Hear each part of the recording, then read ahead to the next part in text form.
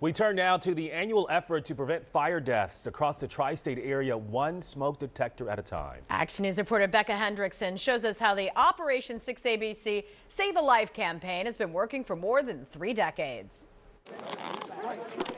What's inside this box will save lives in Philadelphia and beyond. Thanks, guys. This is the 32nd year of Operation 6 ABC Save a Life, an initiative that will put more than 7,000 smoke and carbon monoxide detectors into homes. It's a team effort and it works quickly. These smoke detectors get here and they get out and they get into people's homes. 6 ABC teamed up with the Philadelphia Fire Department, Tri-State Toyota, Home Depot, and Kidde, one of America's largest manufacturers of smoke alarms, for this distribution event. First responders from Tullytown to Chester lined up to bring the equipment back to their communities. This is our community. We live here, we work here, we raise our families here. These people are our customers. They don't have the equipment they need to escape a fire safely, such as a working smoke alarm.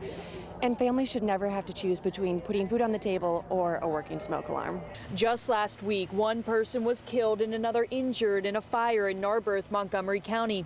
In Philadelphia so far in 2023, 13 people have died in fires and more than 500 people have been displaced. Fires are burning hotter and faster than ever before. The goal of this event is to make sure our entire community can better protect themselves and their families. Just this morning, our firefighters rescued and our medics treated a resident in a house fire.